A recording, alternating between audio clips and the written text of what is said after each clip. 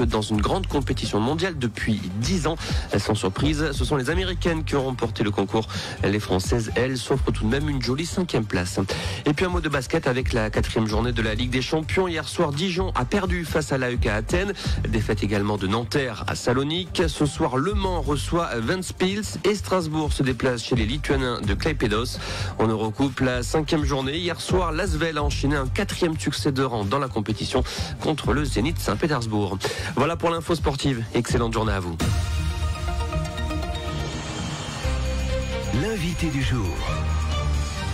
Il est 7h45, le 13 septembre dernier, le général Philippe Durand prenait le commandement de l'école de gendarmerie de Montluçon et il est avec nous ce matin. Bonjour. Bonjour monsieur Tardieu. Et merci d'être avec nous ce matin, d'avoir répondu à notre invitation. Évidemment, l'école de gendarmerie est importante dans le bassin montluçonnais. Voilà pourquoi il est intéressant régulièrement de faire un petit point sur la vie de l'école. Comment ça se passe pour vous là après votre prise de fonction durant l'été, les premiers mois ? J'aurais tendance à dire très très bien, d'autant que notre plan de charge est en pleine progression. Depuis le 22 octobre, nous incorporons toutes les semaines, et ce pendant 8 semaines. Ce qui veut dire que l'école de Montluçon comptera 9 compagnies d'élèves, des élèves sous-officiers et des élèves gendarmes adjoints volontaires à la mi-décembre. Alors oui, vous êtes direct dans le grand bain, je dirais, parce que c'est vrai que là on est dans la pleine période, une période de montée en charge assez importante. Exactement, puisque c'est un travail effectivement, comme vous le dites, très important, puisque toutes les semaines, tous les lundis, nous incorporons une nouvelle compagnie. Une compagnie, c'est environ 120 élèves. Donc au mois de décembre, l'école de gendarmerie de Montluçon sera presque pleine ? Exactement, au mois de décembre, nous compterons 9 compagnies sur les 11 possibles à l'école, qui est la première école de France en termes de formation initiale des sous-officiers et des gendarmes adjoints volontaires. Alors on peut rappeler peut-être à nos auditeurs comment ça se passe, les incorporations, comment tout cela est décidé, l'école de gendarmerie de Montluçon plutôt qu'une autre, comment ça se met en place ? Alors le plan de charge est décidé au niveau central, c'est-à-dire au niveau de la direction générale de la gendarmerie nationale, en lien avec le commandement des écoles de la gendarmerie.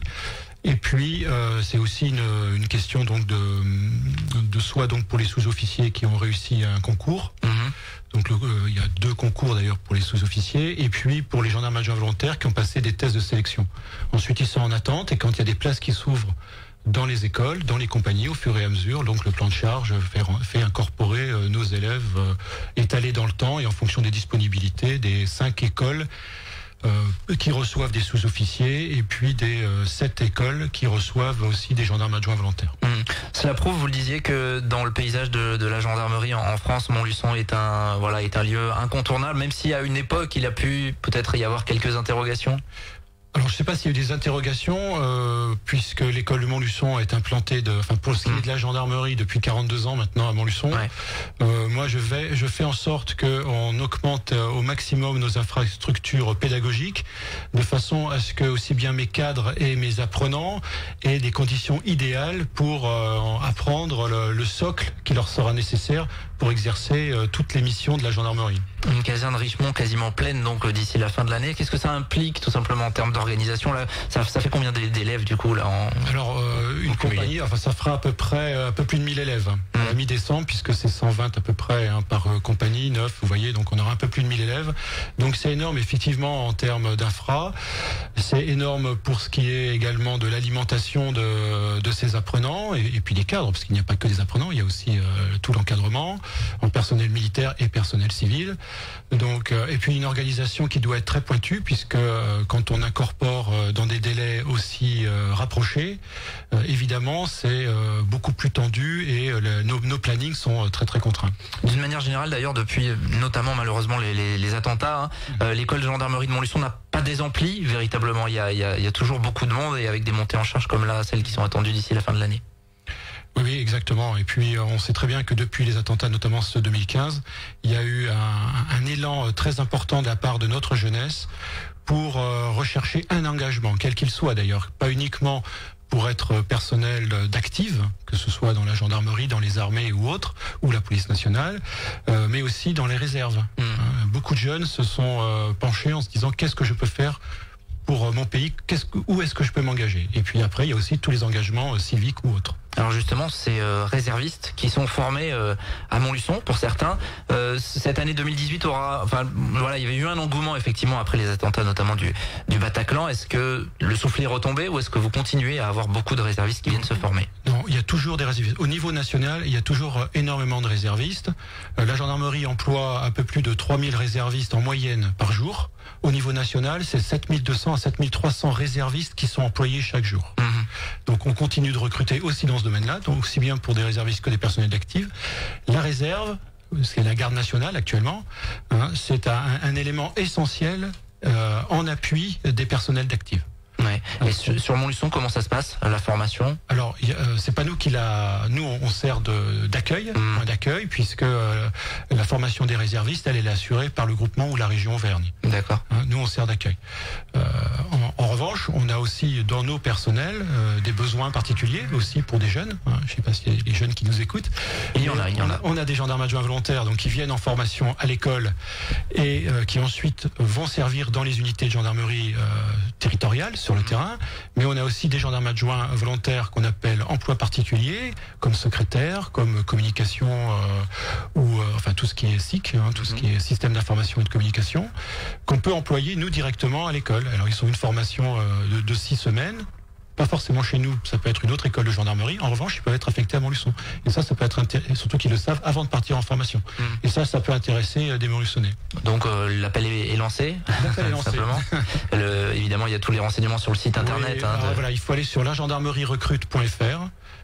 Quelle que soit la formation, et vous avez tous les renseignements. Et de toute façon, les inscriptions se font également par ce site internet. Allez, je vais revenir à vous. Vous connaissiez l'école de gendarmerie de Montluçon. Là, vous êtes revenu donc en tant que commandant de l'école, mais vous aviez fait un passage il y a quelques années déjà. Oui, vous pouvez, on peut le dire. Il y a 25 ans, effectivement, je commandais la 6e compagnie d'instruction. Donc j'ai été j'ai vu le cœur de la formation de nos sous-officiers et de nos gendarmes adjoints. Donc la caserne Richemont, c'était pas une découverte pour vous? Non, ni la caserne Richemont, ni le superbe département de l'Allier. Ouais.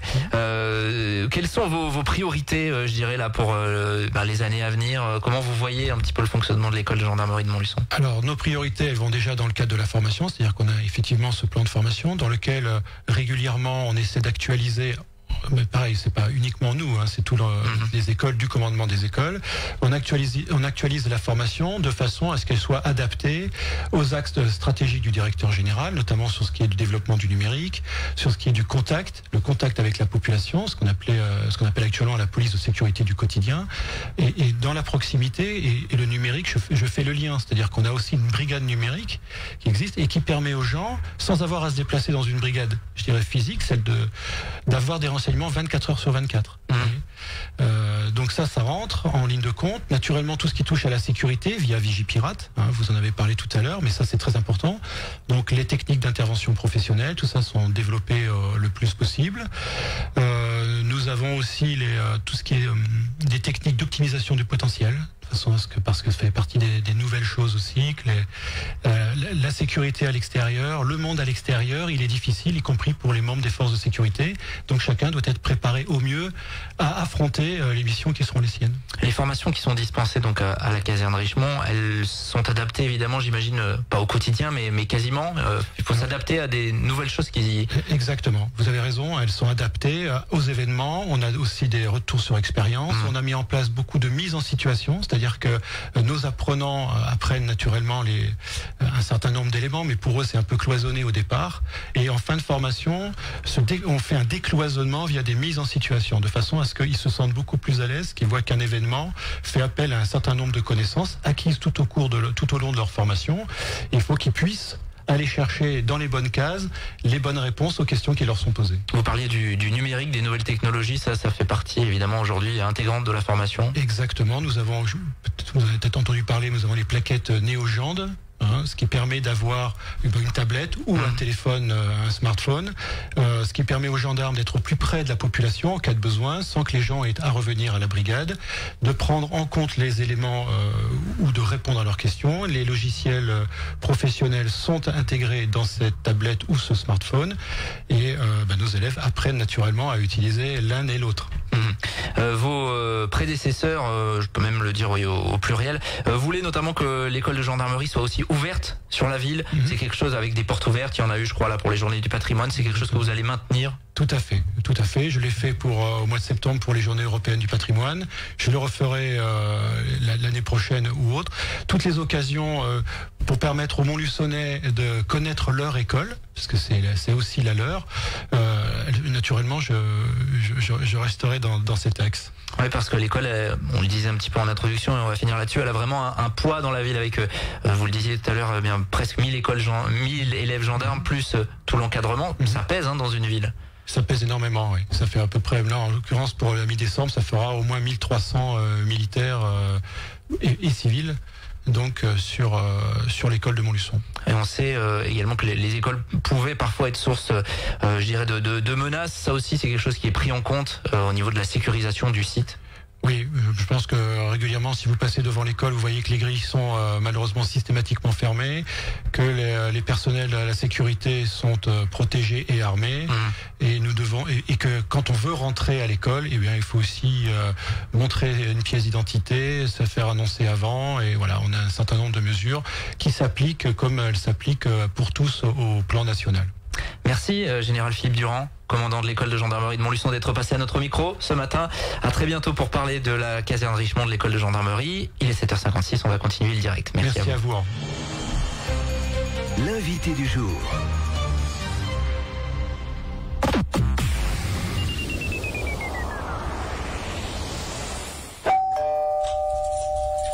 Bonjour Lucette, mais dis-moi, tu as l'air en pleine